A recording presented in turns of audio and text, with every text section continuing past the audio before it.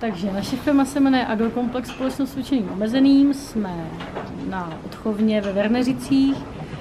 V současné době máme ekologickou farmu, veškerý náš dobytek je certifikován jako ekologický, i maso z těchto zvířat je certifikováno jako biomaso. Tohle jsou zrovna připuštěné krávy letošní, které přišly teď z pastviny, telata se jim udělily. Tyhle krávy tady budou potom celou zimu, protože blonďáci jsou náchylný plemeno na zimu, to jsou francouzský plemeno.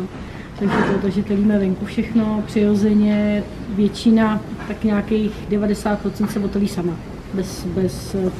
bez pomoci, bez nějakého ceného zásahu. A takže oni mají takhle různé barvy, ale jsou to všechno stejný plemeno? No, je to stejný blond Aquitaine, jsou buď úplně bílí, nebo jsou takhle jakoby dohnědá víc, ale jsou to všechno blonďáci. Ono potom záleží, nám ještě tady přetrvává z minulosti ještě nějaký třeba 2, 3, 5% stéky červený v té krvi těch původních kráv. Takže to je vidět na té hlavě. Jo, to vidím jako tamhle, no. Nepřebarvili úplně. A tím, že bereme jenom bejky, nebereme jakoby jalovice chovný, kupovaný, protože zase v ekologii můžeš kupovat jenom bejky plemenný.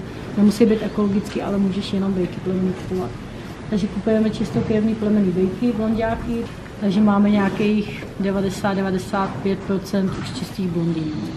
Jalovice si taky vybíjáme na připuštění ze svých jakoby zdrojů, životolátek. Tam se spíš vybíjají fakt ty hezký, čistý, bílý. A oni jsou jako plemeno jako v čem třeba lepší než ty standardní straky? Česká straka je mlíčný plemeno. Jo, to je mlíčný plemeno, tam se víc dbá jakoby na tu mléčnou užitkovost. Jakože čím víc nadojí, tím je to lepší. U těch masných plemen tam je to na mase, takže blonďáci mají jemňoučký, libový, hlavně libový maso, tam i když porazíme třeba 10letou krávu, tak tam víceméně není skoro žádný tuk. Protože když ji pak dáváme do Německa na jatka, tak nám prostě to hodnocení jde trošku dolů, protože oni jakoby chtějí trošku zmasilou nebo stučního tu krávu, což to máme hlavně maso. A zase jako ve světě je to žádaný, protože to je jemný maso, je to chutný, není to tučný. I byť takovýhle velikánský, třeba 5letý, 6letý bejk je prostě libový.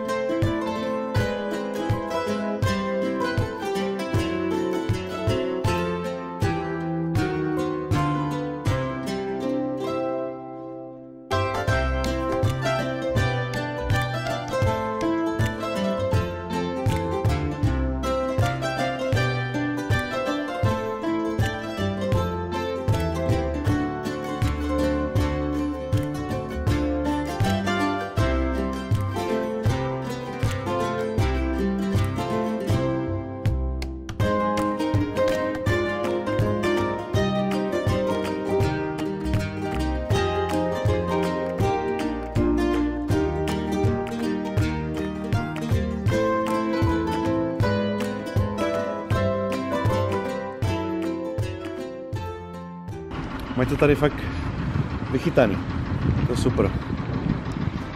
Člověk úplně by neřekl, že tady mají přímo takhle jedno plemeno a že se to takhle rozstřízujou a vlastně si to i sami kryjou a vybírají si ty nejlepší kusy. A vidíš, že ty krávy se tady mají fakt skvěle. Člověk ví, co má na talíři, tak je to vždycky lepší, no. A na tom mase je to teda strašně znát.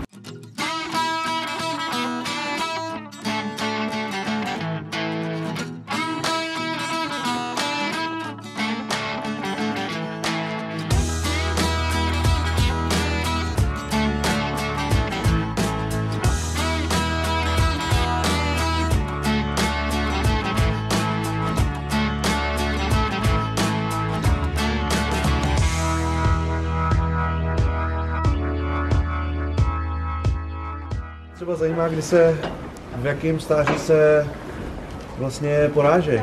Záleží, jak to zvíře je narostlý. Jo, když je hezky narostlý, u nás tím, že se krmí jenom senáží senem, ty naše vlastní žádný směsi nemáme, takže u nás se poráží v nějaký porážkový váze, dejme tomu 500-600 kg. Kolik tady ty váží třeba? Tyhle, jako některý můžou mít i 300, některý 200, 250 jsou letošní telata, když prodáváme teď na podzim, tak okolo 200-250 kg. Jako když někdo dává směsi a kukuřice, tak ty zvířata rostou rychleji. On se to potom odráží na kvalitě toho masa a na struktuře a na tučnosti. Ale u nás tím, že jsou jakoby přírodně chovaný a v létě na pastvinách, kde se v současné době nesmí přikrmovat, takže prostě si musí žát jenom to, co tam mají. Takže porážíme v nějakých těch 400, 500, 600 kg, což je věkově tak nějak 2 až 3 roky.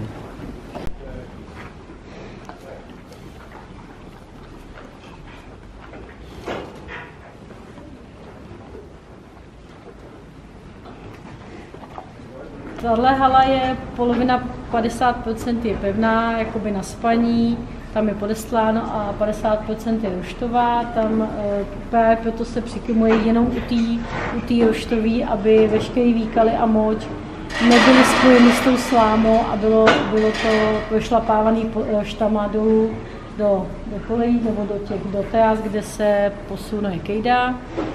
Kejda je v podstatě jakoby tekutá, kde jsou její výkaly, moč, proplachuje se to vodou, takže to je tekutá forma, hnůj je oproti tomu slamnatej, ten je tuhej, tam je podíl té slámy a těch výkalů té moči.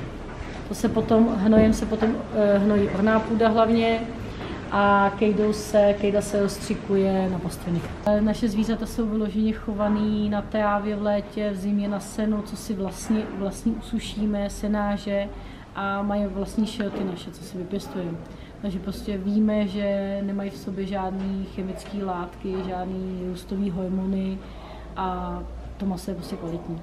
Což teda ty normální krávy mít v sobě můžou a nikdo jim za to nemůže nic říct, když nejsou bio, tak ano, není to zakázaný. Ty konvenční se většinou krmí kukuřicí, může být i modifikovaná geneticky, většinou krmí směsma, aby prostě ty zvířata, dejme tomu do těch 2 let, se tak zmasily, aby měly třeba 700-800 kg a šly na porážku co největší, s největším objemem masa. Ještě můžeš tady to takhle tady. Hermezické dietní dobroty. Haha, ano, přesně tak. Co jsi nakoupila? Já mám kuře, čtvrtky a hovězí zadní mletý a Jirka si koupil špekáčky a klobásy nebo co. Přijde se pro mě. Takže kdybyste někdo chtěl, doporučujeme. Tady si to video pak stopnete, abyste si to přečetli.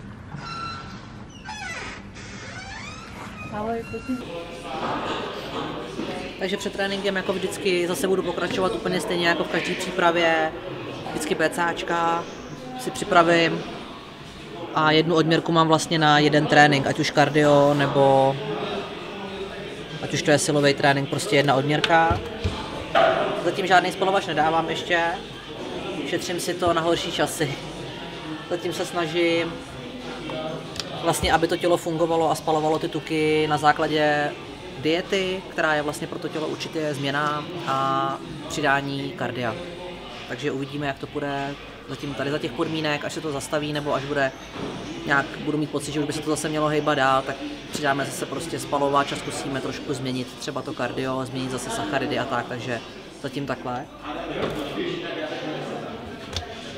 Nikdy není dobrý úplně od začátku té diety to hnedka všechno vyhrotit, hnedka napálit spalovače, 0 sacharidů a úplně 2 kardia denně. Prostě vždycky je dobrý začít s tou dietou dostatečně s předstihem a všechno si to rozfázovat, rozplánovat. Takže dneska jsme vybrali na natáčení trénink nohou a zatím teda nemám nějak rozdělený vlastně ty svaly na těch nohách, že bych jela přední část nohou zvlášť od té zadní části. Jediný, co teda jezdím zvlášť, jsou lejtka, ty jezdím většinou s břichem samotný, jako jeden trénink prostě. A jinak teď jezdím teda nohy vlastně v celku. Snažím se projet úplně celý, zaměřuju se teda, jestli se na něco zaměřuju, tak je to teda zadek, protože tam se mi drží samozřejmě nejvíc toho tuku, asi jako většině ženských, takže to je taková partie, kde se snažím opravdu se na to zaměřovat, jak většíma váhama, tak i pak nějaký cviky, kde jezdím víc opakování, třeba i 20, zanožování bez zátěže třeba na podložce nebo tak. Tady to je vlastně jenom rozcvička, to dělám vždycky nějaký výpady, prostě aby se trošku zahřály ty kolena, bez jakýkoliv zátěže, jenom s vlastním tělem. Tak začínám, tady v tom tréninku začínám první roznožování, který střídám teda s leg pressem. Já hodně jako improvizuju při tom cvičení, nikdy vlastně nemám jasně daný, co budu cvičit, že bych si to napsala na papír. Většinou jediný, co vím, je, že jakou budu cvičit partii a pak prostě začnu na co mám zrovna náladu, co je třeba zrovna volný a potom se to vyvíjí podle toho, jak ty svaly cítím dobře, nebo jestli mě to zrovna sedí ten den ten cvik nebo ne. Někdy to prostě jde, někdy prostě jsou cviky, které normálně cvičím, ale konkrétní prostě ten trénink třeba mě nevyhovujou, takže je změním. Takže tady vlastně jsme dali leg press s roznožováním, super sérii. To roznožování, každý si jezdí taky asi svým stylem, já jsem zvyklá trošku být předkloněná, protože líp potom cítím vlastně ten zadek. Někdy jsem i třeba trošku v nadzvednutý pozici, že se opřu zádama hodně a trošku se jako nadzvednu, že se ani nedotýkám té sedačky zadkem, takže hodně pak cítím ten zadek spíš jako ten střed, nebo nevím, jak bych to popsala. Leg press to je klasika, tam se snažím aspoň do toho pravýho úhlu jet, ale zároveň, aby se mi nezvedala vlastně pánev od té podložky. Já mám krátké nohy, jsem vlastně malá jakoby vzrůstem, takže nemusím mít tak obří jako rozsah, takže možná někomu to přijde, že je to takový šudlání, ale já ty nohy z toho cítím dobře. Tak tady si dávám vlastně asi 3. sérii už, nebo 4., nevím. Vždycky jedu tak podle pocitu, říkám, jo, někdy jedu 3 série, někdy jedu 5 sérií, záleží, jak se zrovna cítím, když je síla, když je prostě zrovna jakoby dobrý den, tak se snažím to využít a je těch sérií třeba i víc, i těch cviků. Hodně se soustředím na to zatínání těch svalů.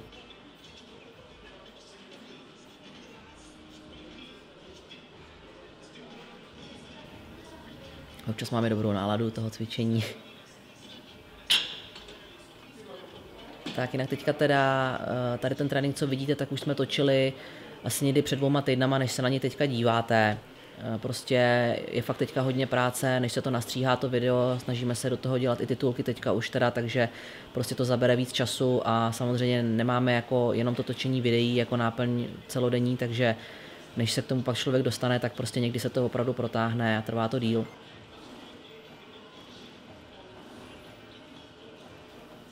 Poslouchám hudbu při cvičení, to je jasný, to je taková moje největší asi motivace. Jasný, ukaž nám to. Takže to jsou takový nejoblíbenější moje asi písničky z těch 90., 80., takový ty americký. Je to taková moje oblíbená hudba. Nemám nějaký vyhraněný styl, ale prostě ty starý songy z Rockyho a nebo z těch filmů z téhle doby prostě jsou pro mě takový nejvíc motivační, mnohem víc než novodobí některé prostě písničky, které už jsou takový moc, nevím, na mě prostě moc moderní, asi nevím, asi už jsem prostě stará nebo co. Tak další, co jsme dali potom leg pressu s roznožováním, teda byly dřepy na multipressu.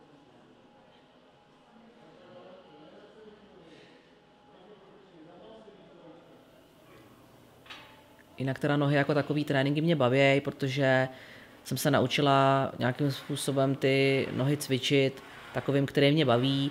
Vím, že už se nemusím tolik zaměřovat na to, jestli mám naloženo nějak extrémně na dřepy nebo ne, že prostě vím, že i když to jedu s nižší váhou, s váhou, kterou třeba používají i některý moji klienti, kteří samozřejmě se na žádný soutěže nepřipravujou, tak prostě to dokážu procítit ty svaly a druhý den mě bolej. To je pro mě takovej jako stěžejní bod, jestli prostě cítím den, 2 po tom tréninku, že ty svaly prostě nějakým způsobem jsem procvičila. Tenhle multipress teda není odlehčený, to znamená, že i když ho jedu bez kotoučů, tak má ta činka asi 20 kg, bych řekla. A není to jako tak, že vlastně si tam musím naložit aspoň 5, aby to aspoň sjelo dolů. Ta činka je prostě už tak těžká i sama, Takže jsem tam dneska začala první sérii teda s 10 kilama na každé straně, pak přidávám, ale neříkám, že takhle cvičím vždycky, někdy mám prostě trénink, kdy třeba na tu činku nedám vůbec nic a jedu prostě 30 opakování nebo 20, takže záleží to opravdu, v jaký zrovna jsem náladě a jak jsem se vyspala.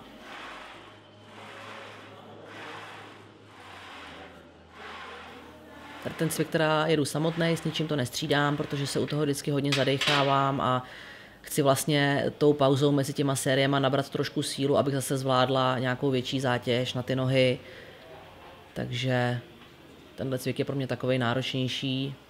Zase se snažím jít aspoň do pravýho úhle a snažím se vlastně ty kolena, aby šly rovnoběžně se špičkama, aby se tam nějak prostě nekroutily, aby jsem si vlastně neničila ty vazy v těch kolenou. Často vidím, že lidi mají třeba hodně naložíno a když jdou nahoru s tou zátěží, tak ty kolena jim jdou úplně do X. Takže to není asi úplně to nejlepší pro ty vazy v těch kolenou. Zvlášť, když tam máte ještě nějakou fakt jakoby brutální zátěž. Hlavně prostě zvládnout tu techniku, mít pod kontrolou prostě to svoje tělo a až potom prostě si tam nakládat. No. To si myslím, že je základní věc.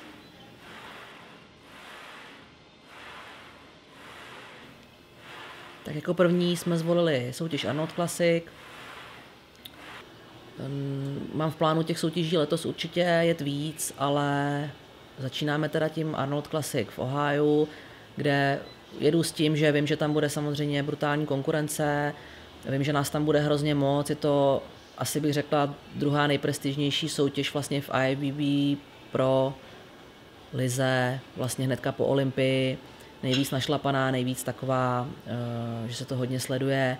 A jsem si vědoma toho, že, nebo jedu tam s tím, že prostě chci samozřejmě se umístit dobře, ale je mi jasný, že tam budou opravdu hodně dobrý holky, takže pro mě jakýkoliv umístění, vlastně už jenom to, že se tam zúčastním, bude asi dost jako přínosem a potom vybereme nějaký další soutěže, to asi v průběhu potom těchto videí vám budeme postupně říkat, co bude třeba jako další soutěž, kterou jsme vybrali.